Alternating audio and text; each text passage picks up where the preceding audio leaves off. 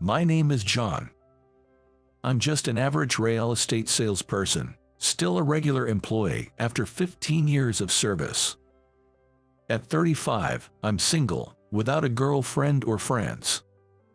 I'm not very savvy and lack special skills. Even my junior colleagues outperform me. In a company, I've become quite a burden. That's why you can't close deals. You have to be more assertive, even pushy, to get commitments. After I finished a call with a client, my junior colleague, Kevin, said that to me. Kevin, 4 years my junior and already demonstrating great sales performance since joining the company, is rumored to be the next department head. Ah, right, I'll try that next time. You always say that, John, but you never really take anyone's advice. You've got to learn from the best. His tone was like a boss scolding a junior colleague. Well, it's always been like this, and the performance gap between Kevin and me is quite evident. Haha, sorry. I always manage to get by with a laugh. I do think Kevin has a point. But I just can't bring myself to like the idea of exploiting clients' weaknesses with aggressive tactics. It's not that it's wrong, it's just how things are done, but I've always thought that I wanted to make proposals more in line with what the client needs. And yet, here I am, getting lectured by my junior colleague because my performance doesn't back up my lofty ideals. Then, John, can we talk for a sec? It's not just my junior colleagues who lecture me, but naturally, my superiors too. After lunch, my boss, Kyle, called me out. Kyle, my supervisor and a department head 2 years my senior, has been my direct boss since I joined a company. So, it's fair to say he knows best about my lack of work performance. Earlier, you were getting lectured by Kevin again. When Kyle said that, I replied, yes, that was my response. It's embarrassing to have my boss hear about me being reprimanded by a junior colleague. Well, this is also a usual occurrence. Aren't you ashamed? Being outperformed and even admonished by someone 4 years younger. Don't you want to change, to take action? Without ambition, it's no surprise if people say you're holding us back. I'm sorry. It's not that I lack ambition. I wanted to build relationships with clients in my own way and improve my performance. That's what I used to think. But at some point, I began to resign myself to the situation, thinking, there's no way someone like me could achieve that. I feel a sort of disappointment in myself. Still, I'm trying my best in my own way, but after 15 years without change, it's understandable if people are frustrated with me. Sorry, but has saying sorry for 15 years led to any growth? Do you even realize you're a burden? As your boss for so long. Think about my position too. If you don't have the motivation, just quit now, please, I'm begging you. Kyle, my department head, might also be getting complaints from higher-ups about my lack of progress. I can't do that, I'm sorry. I'm aware that I'm not just unhelpful but actually a burden to the company. But I also lack the courage to quit and look for a new job. I don't think there's any company that would hire a 35-year-old like me with no significant achievements and low skills after 15 years as a regular employee. For such reasons, even knowing that staying might be a nuisance, I couldn't make the decision to leave. Geez. Kyle clicked his tongue and left the conference room. Then, one day, Kyle and I went to a subsidiary store for a meeting.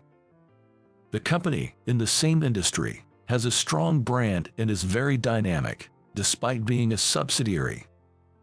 As a regular employee, I didn't get many opportunities like this, but today, due to a staff shortage, I got the chance. Mr. Anderson. Hello, I'm Shane, the manager here. Nice to meet you. The man who greeted me with a smile and a business card was a fresh-faced young man. Later, learning he was only 30 and already a manager impressed me. He was competent, polite to someone like me, and exuded a wonderful personality. He was the exact opposite of me, a truly dazzling presence. Most of the meeting was between Kyle and Shane, and I struggled just to follow the conversation. I felt utterly useless, wondering why I was even there. Kyle, and probably Shane too, must have sensed it. The more I thought about it, the more I sweated, making it even harder to concentrate. Just when the conversation seemed to be winding down, my work phone rang, and it was a client. When I checked with Shane if I could take the call, he said, "Of course, don't worry," so I answered immediately. The call was about changing an appointment for a contract explanation at the client's home. I responded while checking my schedule. After ending the call and about to return to the meeting. "Why did you agree to that?" Kyle, looking displeased, asked me that. Confused, I looked at him with wide eyes. You can't just keep accommodating every request from clients. If they think they can get anything they want, they'll keep calling for trivial things. That'll slow down our work and burden us. Do you understand? Even for small things. Don't always accommodate the client. Run things at our pace. I've told you this so many times. Why don't you get it? That's why you're still a regular employee, inefficient as ever. In front of Shane, Kyle lectured me just like he always did. Indeed, Kyle was right in this regard. I had been told this many times. But I've always had trouble accepting this. But the clients have their own circumstances too. If it's possible to adjust for them, shouldn't we? I timidly tried to counter. But Kyle invariably responded, "Who cares about their circumstances? Our prior commitments should take precedence." In the end, I couldn't argue back and just apologized, "I'm sorry." Then Kyle's phone rang, and he hurried out of the room. That left me and Shane alone in the meeting room. Shane then broke the silence, saying, "Are you always given such guidance?" He looked genuinely surprised. And rightfully so. For a 15-year veteran like me, older than him, to still be lectured by a superior must seem strange to someone on an elite career path like Shane. I felt so embarrassed and pathetic, I couldn't face Shane. Yes, that's how it is. It's pathetic, I know, especially at 35, but somehow, I just can't get on board with that way of thinking. Maybe I'm just not cut out for sales. I understand that being efficient would make work smoother, but I always end up wanting to prioritize the clients. That's why I'm perpetually at the bottom in performance and still a regular employee. I'm sorry. I answered with a laugh, trying to hide my embarrassment. I guess I was using self-deprecation and humor to shield myself, laughing off being lectured at my age and being a burden as a regular employee. But then, Shane said something unexpected. "Don't apologize. I think that's very admirable." His words were so surprising that I must have looked quite foolish. "What?" After my bewildered reaction, Shane continued. "I'm sorry if this sounds presumptuous, but I share the same view as you, Mr. Anderson.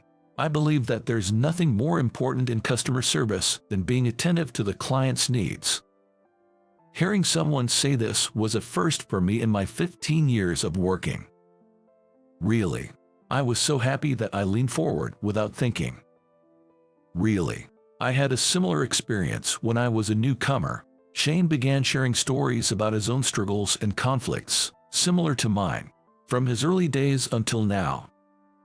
Listening to his incredible journey to becoming a young manager, I felt an immense sense of joy.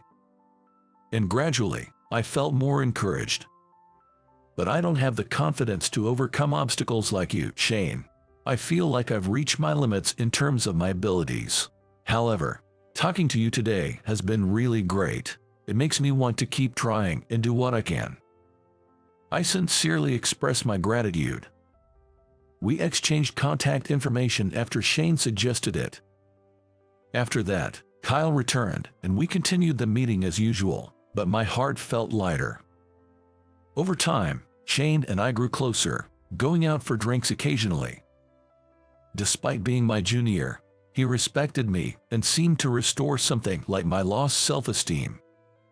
Though our ages were quite different, It felt like I had made a friend for the first time. Then, one day while drinking as usual, Shane said something. "Mr. Anderson, I know this is a big ask, but would it be difficult for you to join our company? I never imagined that someone would make such a request to me."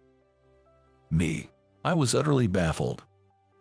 Then Shane explained, "Our company, and no offense to your parent company, but both seem to be prioritizing efficiency at the expense of customer service, almost like a lordly way of doing business. We're not struggling now because of our brand name, but this attitude could eventually be our downfall." Recently, in an internal meeting, we discussed how important it is to engage with customers, as you mentioned the other day. We need to instill this approach in our staff, and so, when I mentioned you, our executives expressed a strong desire to have you on board. If you're willing, we'd like you to join as the head of personnel development. This was an opportunity I never dreamed of. I had always thought my inefficient work style was a negative, but here was a chance to utilize it positively. Despite my anxieties about being up to the task, I thought this might be exactly what I was meant to do. So, I decided to give it a try. I immediately accepted, and within a week, it was official that I was moving to Shane's company. The news spread quickly within the company. But it was perceived as, John was so incompetent that he was demoted to a subsidiary. People looked at me with pity, but I didn't care anymore. I was excited to work with Shane in this new place. That's what I had decided. Before my transfer, a formal farewell party was planned.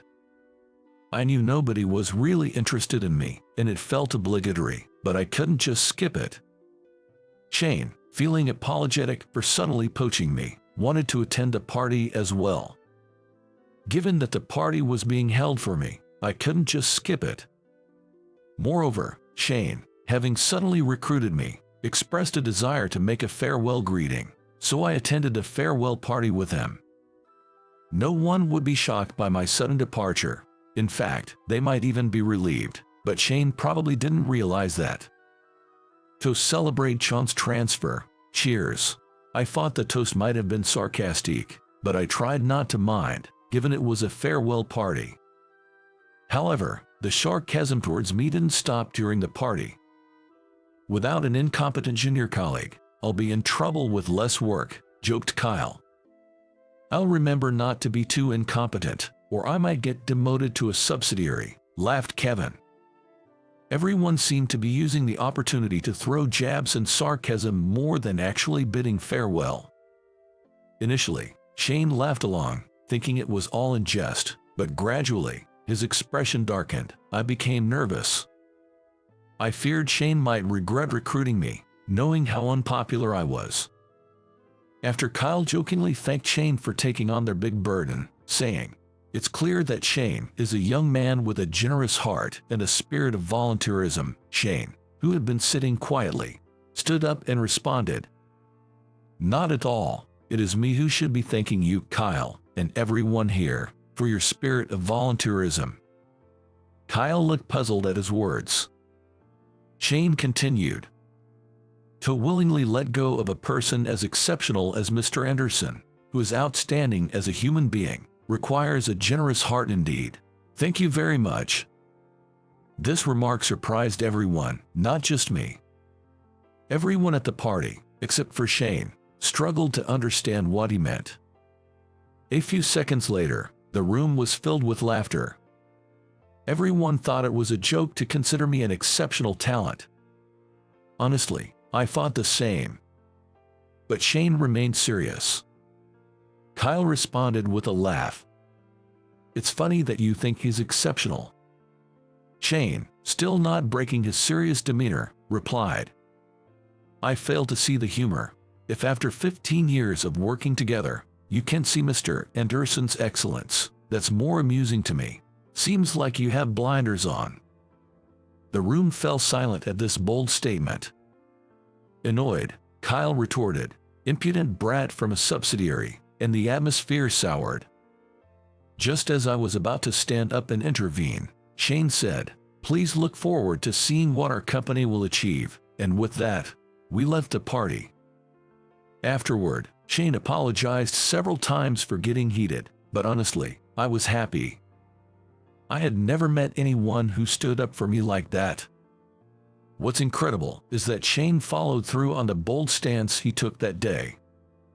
As the head of personal development, I did everything I could to meet Shane's expectations.